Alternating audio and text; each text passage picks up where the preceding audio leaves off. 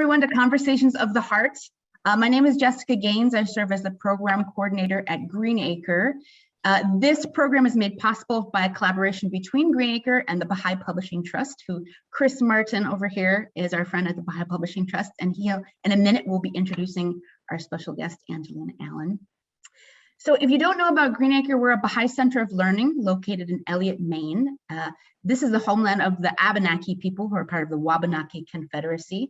And of course, building relationships with the indigenous folks who are living here is a big part of Green Acre's mission right now. Green Acre has been in operation since the 1890s, when we began drawing people from diverse walks of life to discuss and explore truth and the issues of the day, and to figure out how to translate that into action for the betterment of humanity. Today's edition of Conversations of the Heart, as you probably all know, will focus on the Ascension of Abdu'l-Baha, as told through the lens of the 4 Western believers who were present in the Holy Land at the time of his ascension. And we love hearing your thoughts. So as Angelina is talking today, please feel free to put your thoughts in the chat. We're all going to stay on mute while she talks. After a presentation is over, which will be a pretty short presentation, about 20 minutes or so, we'll have a chance for Q&A. So thank you all for being here. Thank you so much, Angelina, for being here. And now I'm going to pass it over to Chris. Thank you so much, Jessica. Dear friends, on behalf of the Bahá'í Publishing Trust, welcome. As you know, this month we commemorate the centenary of the Master's passing.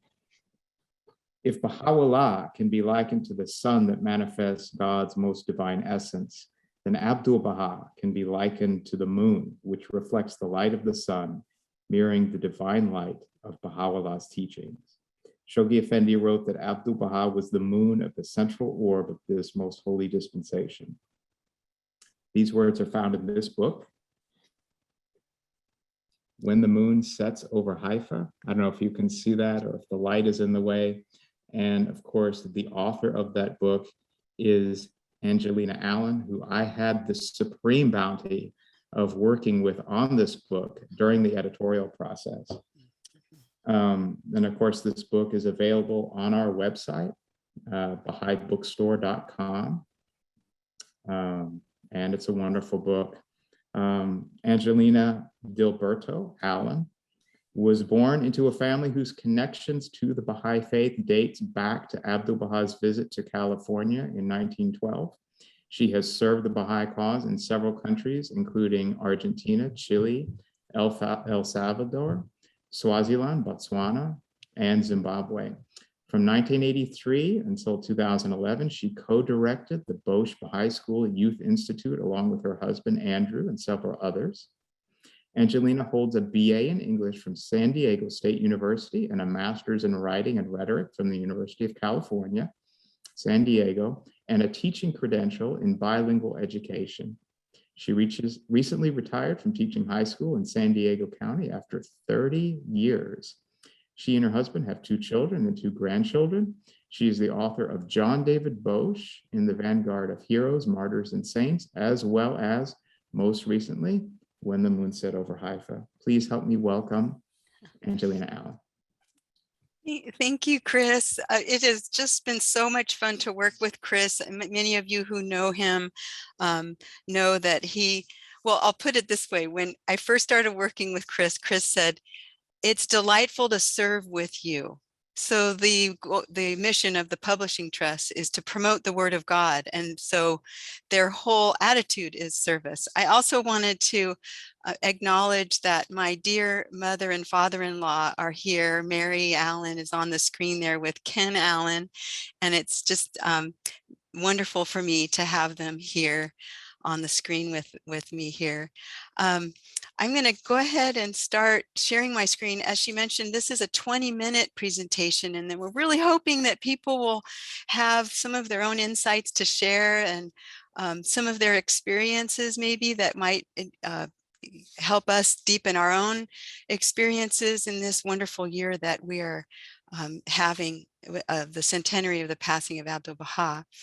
So I wanted to mention that I have never been to Green Acre. And I look at all the pictures of Greenacre and imagine myself there, and often think of what it would be like to be there. And maybe one day I'll be able to go to Greenacre and visit in this room, which is the prayer room at Greenacre Bahá'í School. So because this is a presentation hosted by Greenacre and the Publishing Trust, it's nice to put ourselves in our minds in this wonderful location. We know that in 2018, the Universal House of Justice sent a message to the Baha'is of the world announcing that in November of 2021, we would be commemorating the centenary of the Ascension of Abdu'l-Baha. And in January of 2022, we would commemorate the 100th anniversary of the public reading of the Master's will. This year has truly been a year of reflecting on that sublimely poignant moment of Abdu'l-Baha's passing, which took place on a moonless night in Haifa. This book takes the reader back in time, a century ago, to the house of Abdu'l-Baha and the events that took place in the weeks preceding his passing. The station of Abdu'l-Baha in relation to Baha'u'llah can be understood by thinking about the relationship between the sun and the moon. The sun is the source of the light, and the moon is a reflection of that light. And in that same way, Abdu'l-Baha is the perfect reflection of the light of the revelation of Baha'u'llah. On the night of the passing of Abdu'l-Baha in November of 1921, there were 6 Western believers present that night. John Bosch, originally from Switzerland but living in California when he learned of the Baha'i faith, said that in the teachings of Baha'u'llah, I found that in reality we have only one God and one truth. The foundation of all religions is one. Louise Bosch, also from Switzerland but confirmed as a believer at Greenacre Baha'i School through the efforts of Lua Getzinger and May Maxwell, said that the faith of Baha'u'llah filled me with a zeal to serve and a recognition of how privileged one is to be part of the beginning of a new order in the world. Their story is a remarkable one, characterized by a life of service to the cause of Baha'u'llah. You can read about them, of course, in this book. And one of my favorite stories from this book on John Bosch is how he was drawn to Abdu'l-Baha like a magnet. John Bosch said, when I heard that Abdu'l-Baha was on the ocean from Alexandria, Egypt, I felt a strong desire to meet him, not to meet him from a curiosity or a novelty, but for a longing to see him. John Bosch boarded a train from Oakland, California in April of 1912 and arrived at the Hotel Ansonia in New York and waited outside the rooms of Abdu'l-Baha. And John Bosch said, in a few minutes, I was called into his parlor and I had in mind to enter cool and resigned as into a business office. And with a warm handshake, Abdu'l-Baha greeted me and said, I have been longing to see you.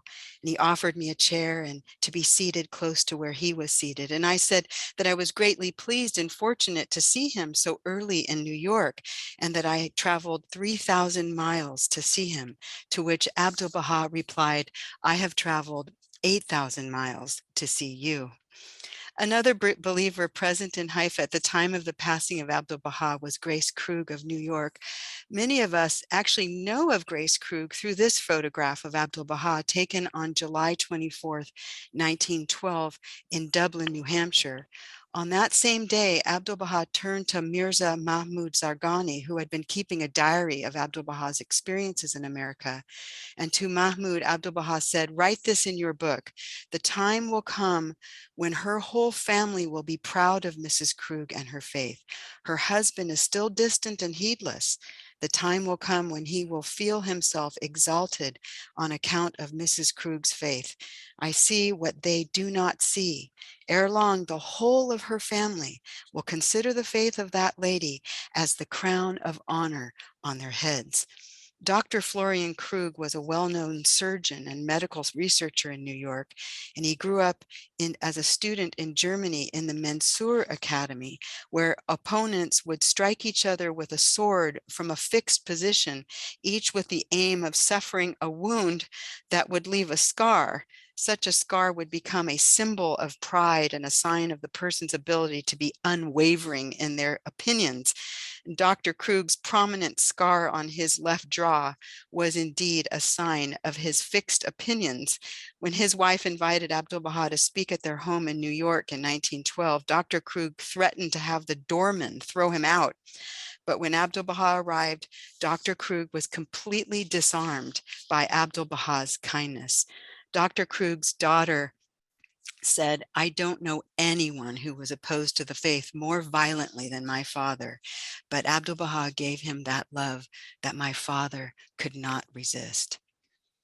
Joanna Houff was a pilgrim from Stuttgart, Germany. She grew up in this castle-like home called the Villa Houff. In 1913, Abdu'l-Baha visited Stuttgart, where he spoke to a large gathering of over 100 friends at a home across the street from Villa Houff.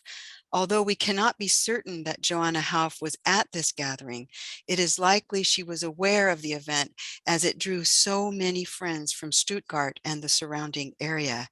Sometime around 1921, Joanna Houff wrote to Abdu'l-Baha asking permission to make a pilgrimage to Haifa. She was 27 years old and traveling alone would have been difficult at the time. And John and Louise Bosch were en route to Haifa. And when they stopped in Stuttgart to visit the Baha'is there, they invited Joanna Houff to travel with them. They arrived in Haifa in mid-November and were housed at the Pilgrim House across the street from the house of Abdu'l-Baha. In the evenings, Abdu'l-Baha would walk to the Pilgrim House and dine with the pilgrims. On one of those occasions, Abdu'l-Baha noticed that Joanna Houff was quiet at the table and asked her what was on her mind. And she said, "My thoughts are in Germany and the question of how can I do justice to this holy cause." Abdu'l-Baha replied, "I wish that you learn Arabic and Persian well so that you can translate the holy scriptures of Baha'u'llah into your mother tongue. This is my personal wish for you. And since the time is precious and a teacher will be selected for you here in Haifa so that you can get your first Persian course right away." Joanna Houff studied Arabic and German all her life, and she pioneered from Germany to Austria and helped form the first National Spiritual Assembly of Austria. She is pictured here at her home in Innsbruck, where she worked on translating the writings of Baha'u'llah until the end of her life. Curtis Kelsey from New York was not in Haifa as a pilgrim. Rather, he was there to carry out an electrical project for Abdu'l-Baha. To the caretaker of the Shrine of Baha'u'llah, Abdu'l-Baha wrote, "A dear guest is coming to you. He is the person who is going to arrange the lighting of the holy shrines." At the time, the Shrine of the Bab was only the foundation structure that had been built by Abdu'l-Baha. In time, as a result of Curtis Kelsey's electrical installation, the Shrine of the Bab would become the brilliant landmark that it is today. Curtis Kelsey also installed electricity in the Shrine of Baha'u'llah, pictured here in 1921, and as it appears today. Abdu'l-Baha envisioned that the Bay of Haifa would be illumined in the shape of an arc by the light of the Shrine of the Bab on one end and the light of the Shrine of Baha'u'llah on the other, so that the light from one shrine would reach the light of the other, even in the darkness of night. Today, the Bay of Haifa is indeed illumined, and one can imagine that the light of the Shrine of the Bab reaches across the bay to the light of the Shrine of Baha'u'llah. It is important to remember that Abdu'l-Baha's sacred remains are interred in a temporary vault in the Shrine of the Bab, where they have been for 100 years. Soon, the sacred remains of Abdu'l-Baha will be moved to a shrine dedicated to him, which is being built in a vicinity that lies between the shrines of the Bab and Baha'u'llah.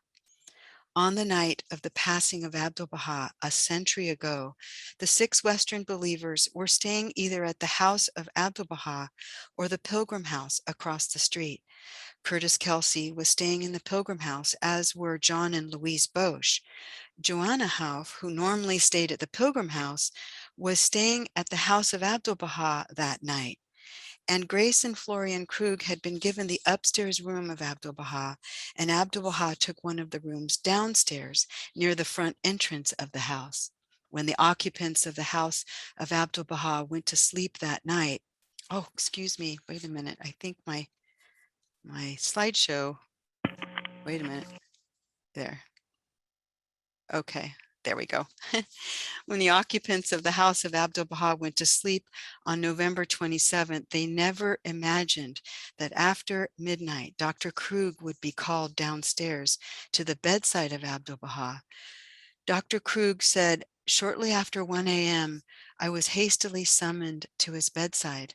I had the great privilege of perceiving his last earthly breath and of closing his loving eyes. Those who were sleeping in the pilgrim house were awakened and called to the house of Abdu'l-Baha. John Bosch said that in a few minutes we were running to the house of Abdu'l-Baha. Doctors were leaving the house and we entered the room, finding all of the family of Abdu'l-Baha there, Abdu'l-Baha resting in bed as though he were still alive." John Bosch said, "Approaching the bed, I could not resist to take his hand, not trusting he was dead. It was warm and lifelike. Then I touched his forehead and hoped that he still might utter a word, but it was only too true that our master had passed away. His spirit had departed." The sister of Abdu'l-Baha then kindly reached her hand to me and motioned me to sit beside her, which I did. The room became filled with friends and people from the town, and the antechamber and the hall too became filled. Thousands of thoughts went through my mind in those moments. Sometimes there comes to all of us feelings that sigh for expression when only our silence really registers the depth of our emotion. So I cannot express the deep stirrings within me when all in deep silence I arose again and touched the hand and forehead of Abdu'l-Baha, still warm. And I said, "Oh, Abdu'l-Baha." John Bosch was given the great privilege of joining members of the family of Abdu'l-Baha in preparing his body for burial. The funeral followed the next day, and John Bosch described it in vivid detail. The hour for the funeral had been set for 9 o'clock the next morning, Tuesday, November 29th. As from an invisible command, 6 of us raised the wooden casket to our shoulder, I being at the head. A call was given, the doors of the house of Abdu'l-Baha were opened, and the casket was lifted from the floor by the appointed pallbearers, who carried it out the front door and down the steps and through the gate to the road which led up Mount Carmel. About 40 carriages were waiting at the gate to join the funeral cortege, but only about 5 were occupied, as all wished to honor Abdu'l-Baha by humbly walking after his remains. John Bosch continues, "Even the British High Commissioner, who had come specially overnight from Jerusalem, walked with the others. Beside him in full uniform was the chief of police of Haifa, who had left his horse standing in the street near the house of Abdu'l-Baha. The governor of Phoenicia also walked." John Bosch concludes, "There were men of all nations, of all creeds, of all walks of life, high and low, rich and poor. It seemed that never had there been such a funeral procession." So great was the desire to help carry the casket up the mountain that some of the men were wrangling for the privilege of only touching it with their fingertips. For an hour and a half, that great mass of people slowly moved along the winding road and up the steep incline of Mount Carmel. Once they reached the shrine of the Bab, the coffin was placed on a table and 9 speeches were given by people of the Jewish, Christian, Muslim, and Muslim faiths. John Bosch said, "It was a perfect day, one of the most beautiful one could imagine.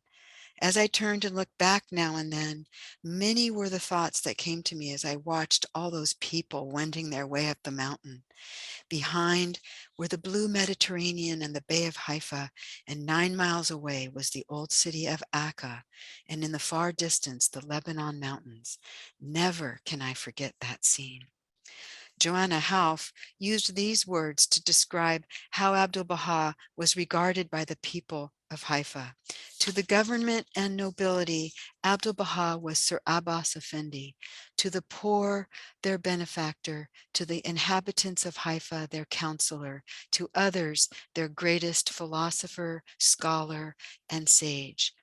Joanna Houff concluded her reflections about the funeral with these words: "Useless my life would appear to me if the power of the experience does not give me strength to really remold my life and to lead it to a high purpose."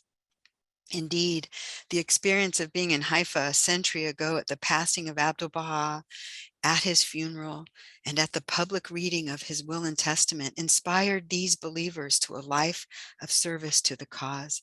John and Louise Bosch started the Geyserville Baha'i School, which attracted hundreds of participants every summer to build capacity to teach the cause to others. Grace and Florian Krug made significant contributions to the teaching work in a small village in Italy called Madonna di Campiglio.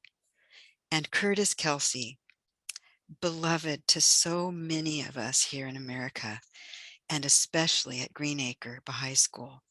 One might say that when Curtis Kelsey had his passport photo taken in early September 1921, it marked the beginning of the great services he would render to the cause over the course of his life.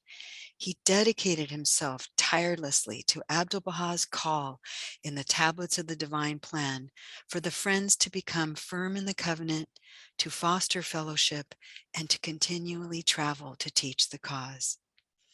The epilogue of this story brings us to the house of Abdu'l-Baha, where we learn about the daughter of Baha'u'llah, the greatest holy leaf, and the effort she made in the events that immediately followed the passing of Abdu'l-Baha. It also brings us to the story of Munire Khanum, and we learn of her grief after the passing of Abdu'l-Baha. We also know that the will and testament of Abdu'l-Baha was read in the entry hall of the house of Abdu'l-Baha, where those present at the reading learned that Abdu'l-Baha appointed his grandson, Shoghi Effendi, as guardian of the cause of God, upon whose shoulders would fall the great task of carrying out the provisions of the Master's will and of the expansion of the Baha'i community to all parts of the globe. The will and testament of Abdu'l-Baha also provided for the election of the Universal House of Justice, the supreme governing body of the Baha'is of the world, with its seat on the slopes of Mount Carmel. For the past 25 years, the Universal House of Justice has guided communities across the globe in a worldwide effort to advance the spiritual development of the individual and society through devotional gatherings, which foster the spiritual unity of the neighborhood, village, and town, such as this one in Morang Sunsari, Nepal, or this one in Puerto Tejada, Colombia. In addition to devotional gatherings, Baha'is and their neighbors come together for study circles with the purpose of developing in its participants the spiritual capacity for voluntary service in community development, such as this study circle in Dandenong, Myanmar, and this one in Toronto, Canada. Also, the Junior Youth Spiritual Empowerment Program gives young people between the ages of 12 and 15 the spiritual foundation to help them navigate through this critical stage in their development. These junior youth are studying together in Sinazezi, Zambia, and these junior youth are learning together in Tarabuco, Bolivia. Baha'is and their neighbors also participate in forming children's classes centered on the spiritual education of all the children in the neighborhood, village, or town. This children's class meets in South Tarawa, Kiribati, and this class meets in Nedrini, Panama, and this one meets in my house in California. The opportunity to help build spiritual capacities in our local community is a path of service open to everyone, and it can be thought of as a direct response to the inspiration of the life of Abdu'l-Baha. Baha'u'llah wrote, "O Son of Spirit, noble have I created thee. Rise then unto that for which thou wast created." I need to mention in closing that I am solely responsible for the content here, so any errors are entirely mine. The archival photos come from the U.S. Baha'i Archives. Other photos come from these websites. The Luminous Spot website, he has wonderful photos and he offers them to anyone who wishes to use them. His name is Farzam Sabetian. And it is important to note that we are not to use photos of the inside of holy places without permission. And I think you'd all be pleased to know that the photograph of the room of Abdu'l-Baha was taken by Denny Allen and used in this presentation for Greenacre Baha'i School by permission of the Universal House of Justice. So thank you for participating. Wow. I'm kind of in shock, honestly. There was so much there. Oh my goodness. And I do feel like I was there. Thank you so much, Angelina, for that. I was getting choked up a couple times, especially when you started talking about Curtis Kelsey and his relationship with Greenacre and how close we are to all of that. I know Carol and some of his relatives are here right now with us. You know, but before you all joined us, Angelina and Chris and I were talking about just how close we are to all of this, just how we are in the infant stages of this faith. And thank you, Angelina, for connecting this beautiful history with what we are doing now to really advance Abdu'l-Baha's aim for what he stood for, what he sacrificed for. So thank you so much for that. Folks, and now is your chance. If you have questions or comments, please raise your digital hand and I will unmute you. And also, Angelina was saying that, you know, Christopher Martin, he was the editor for this book. So he has a lot of experience with this content and this history as well. So he may be joining Angelina and answering your questions. He's a really good guide and a very kind one. He set me straight on a few things. Very knowledgeable. Yeah. So we have helps when you're working with the best. Or serving with the best, I should say. So we'd have Kate Brookfield, who has a question. Yeah, my question is this going to be recorded so we can share it with friends? Or because of what you've said about seeing the room of Abdu'l-Baha, maybe we can't do that. Yeah, you know, and I wondered about that when I asked the House of Justice for permission. It was for, I spoke at the Parliament of the World's Religions and shared that photo, and that was a recorded event, and the House knew that and gave permission for it to be used. I also, of course, asked for this specific event and they gave permission. And I think I'm going to go ahead and assume that they know we record these things. I didn't say in my email to the Secretariat that, of course, realize it will be recorded, but I think the House knows that these things are recorded. They certainly knew that the Parliament of the World's Religions would be recorded and shared. So I see that Carol is here. Carol Kelsey is here.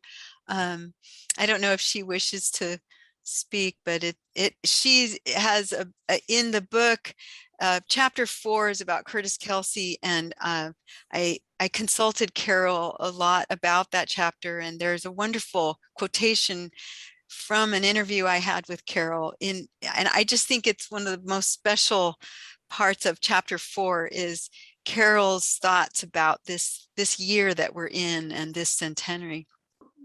What I could say is that as most of you know, we've all been studying profound reflection on the life of Abdu'l-Baha. And I just turned 90 years old a few weeks ago. And I decided that on my 90th birthday, having spent 90 years extremely privileged to have clean water, to have food, even though I was born during the Depression, that perhaps what we need to do is look into what Abdu'l-Baha taught about agriculture and the importance of agriculture. And so I don't have a lot to share. I think this is maybe not the time for me to talk a lot, but I'm just extremely happy to know that this story is there. And one thing I was really struck by was that we didn't know too much about the Baha'is on the West Coast, living on the East Coast. So I was really grateful to learn about John and Louise Bosch, and to learn about a German woman who was the same age as my father in the Holy Land. They were both 27 years old. And I never heard her name before. And I thought, well, they must have known each other. They must have talked to each other. Anyway, it's very, very interesting. But I'm just so happy to see the presentation, Angelina. And especially, as someone said, to how you connected it with all of the activities that we are trying to do and to honor the life of Abdu'l-Baha this year. Thank you, Carol. And Green Acre is very lucky to have Carol as a neighbor. She lives right next door. Michelle. So Angie, my question is, which came first, the book about John Bosch or this book? Because they seem to have such an interesting overlap. Like, were you researching this book first and then yeah. John, I wrote the John Bosch book first. In fact, we always work with the best information we have at the time. And when I wrote the John Bosch book, I relied on, there's a book by Hassan Bayoussi where he talks about those who were present at the passing of Abdu'l-Baha. And he says the six that we are talking about, but he says Ethel Rosenberg was there that night. And I put that in the John Bosch book. Of course, we learned later that thanks to Rob Weinberg is that she actually came 2 days after his passing. But no, I wrote the John Bosch book first. And then when I started to go through the papers about his explanation of the passing, he then said, he mentions he describes it, he says, Joanna, and then he'll say, the Krugs, and I'd say, well, who are these people that he's mentioning? Kind of the same thing that Carol said is, I didn't know anything about Joanna Houff, never heard of her, but she kept coming up in John Bosch's papers. So that was when I started to, and then when the House of Justice announced that we would commemorate this, I thought, well, gosh, it would be really nice to know about who the people were, at least the Western believers who were there. Of course, there were many Eastern believers there too, but I can't write that book because I need a translator to go through all those Persian letters. So it's so fascinating to me that, again, like I mentioned earlier, we're at such an infant stage of this faith that we are still learning about who was even present when at the Ascension of Abdu'l-Baha. Literally, the person who wrote the book on it had never even heard of her before. So we have so much to learn. It's so fascinating. We have so many opportunities before us to continue learning. My friend Frances asked, how long did it take you to write the book? Oh gosh, Chris. Well, okay. So, oh my gosh, Chris was so generous. We worked on it it was about a year, and it was, it actually would normally take a little longer than that. So that's actually pretty quick from from idea to publication. That's fast. But, with the need for this to come out at this time, Chris and I both really worked kind of around the clock on this one. It was wonderful. It's just an absolute wonderful way to spend this last year. So it was about a year, I would say. Thank you for your expediency and your hard work to get this done in time for this. I have friends who have started reading it and they're telling me about it. Like, oh my gosh, I'm reading this amazing book. It's called When the Moon Set Over Haifa. I'm like, really? Well, we're going to have a presentation with the author, so come on over. So it's definitely spreading. I'm hearing more and more people talk about this book and how impactful it was on them. So thank you for getting it out on time. We have someone asked the question. Someone asked a very good question. Where can you order the book? In the chat, we've put the link down there. It's Bahá'íBookstore.com. That's where you can go. Not only for this book, but the John David Bosch book as well. Thank you. We have a hand raised. Paul, let me ask him to unmute. If he's still there, he's turned his camera. There we go. Yes, I put in the chat a link. There's a huge website you can access through the Utterance Project, all about the passing, well, the whole life of Abdu'l-Baha. It has a tremendous amount of detail. It's an enormous website. I've spent like last 4 days reading it. So I just thought I'd share that resource. Thank you so much for sharing that, Paul. Much appreciated. Yeah, that's the Utterance Project, and in there is a wonderful photo of one of the he was a servant in the house of Abdu'l-Baha, but really a member of the house of Abdu'l-Baha, and his name was Acre Khosrow, and his story is so wonderful, and it's actually I've written about it in this book, and Paul just directed you to a website that also tells the story or shows you pictures of Acre Khosrow, and he was a child from Burma who was being sold as a slave, and a believer from India was on his way to Acre to visit Abdu'l-Baha, and he saw this child and purchased him to save him from slavery, and brought him with him to Acre. And when he arrived, Abdu'l-Baha said, "I will raise this child and name him Khosrow, which means king." And some of you may be familiar with him. He was one of the persons with Shoghi Effendi when Shoghi Effendi was turned away from boarding the ship because of an eye infection.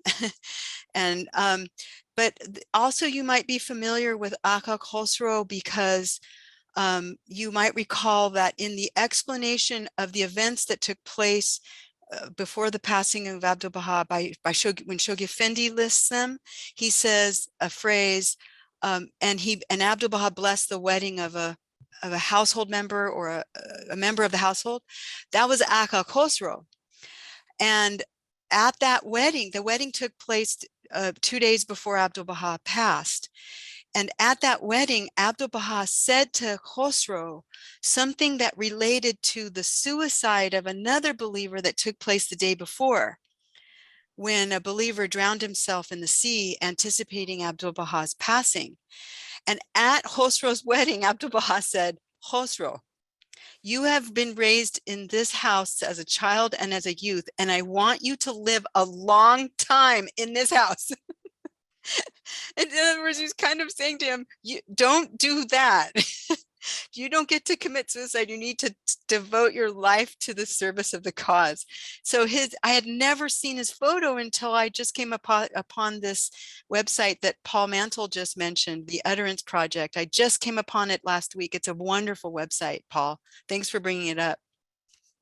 Can you imagine expecting to live your life in slavery and instead you end up being raised by Abdu'l-Baha? And being called king. Right, exactly. Incredible. What a protection for that person. Oh my gosh. I'm doing a fireside on the passing of Abdu'l-Baha, and I would love so very much to show this video. Is it at all possible to get it? The recording of all of this, or of the video Anthony's from presentation? the program today, just the video part, not the questions and answers. The video part of the author's the things that the author wrote about. Well, just to answer that, there is a video posted on the Bahá'í Publishing Trust website of the talk I gave to the Parliament of the World's Religions about the passing of Abdu'l-Baha, and that talk is framed for someone who's not a Baha'i. So you might go to the Publishing Trust's website and find their videos and find that talk given to the Parliament of the World Religions. I gave that talk just last month, and it's suitable for people who are interested in the faith. And will it have some of the things that you were mentioning? Yeah, a lot of the same slides. Yeah. Okay. Well, thank you so much. I appreciate it. Do we have any other questions, friends? Lynn. Hello, Angelina. Hi, Lynn. It occurs to me as I'm listening to you that you have done 2 books that are almost asking for a third, and I wonder if you would consider writing a book about the covenant and how the dates following the ascension of Abdu'l-Baha affected our dear guardian Shoghi Effendi, and perhaps maybe consider writing a 3rd book about that time when Shoghi Effendi became the guardian of our faith. I'll leave it for you to answer. Well, before I wrote the John Bosch book and this other book, I actually submitted, I got all of the diary papers of Keith Ransom Kaler from our archives and typed them all up, pages and pages. In fact, Hooper Dunbar said, "How were you able to read her handwriting? I mean, it's scribbly." Typed it up, put introductions, found period postcards of all the places she went throughout all the world, and sent it to the House of Justice. And the House of Justice said, "Not now." Keith Ransom Kaler makes some very strongly worded statements, especially of her work in Iran, and the House of Justice felt that it might endanger the Baha'is in Iran for them to read what Keith Ransom Kaler had to say about the monarchy in Iran, because she was sent there, of course, to appeal to the Shah to allow Baha'i books to enter the country. So I'm actually working on repurposing that work and resubmitting it to the House of Justice in a way that could be. But this is an interesting idea, you know, when we think about what do we need, you know, when we finish this 9-year plan that's coming up, we will be at the threshold of the year of a new centenary, the centenary of the passing of the greatest holy leaf. When she passed away, the Guardian suspended all Baha'i activities, which included Nowruz, for 9 months. And that gives us a preview to what that year is going to be like for us she died in 1932. So this coming 9-year plan will bring us to the year entering the centenary of her passing.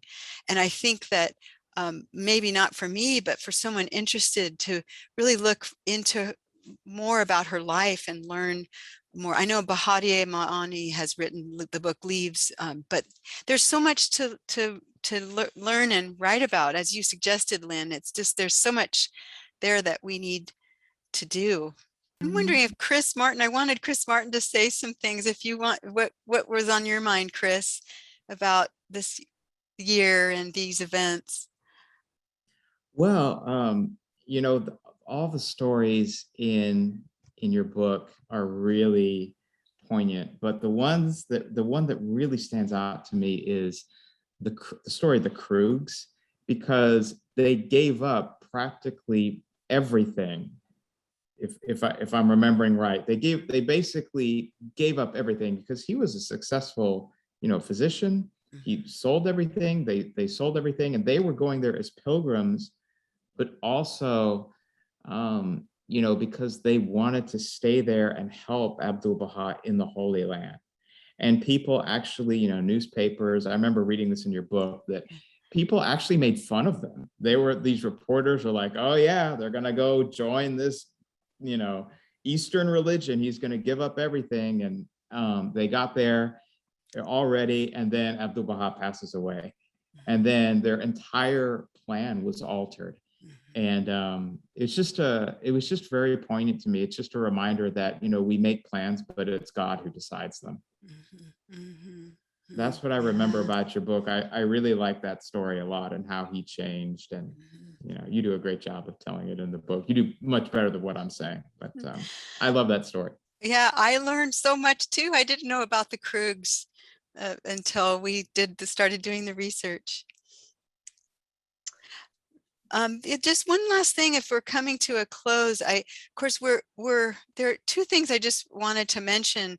The archives is a treasure trove, and our National Spiritual Assembly is so generous in giving us free access to the archives.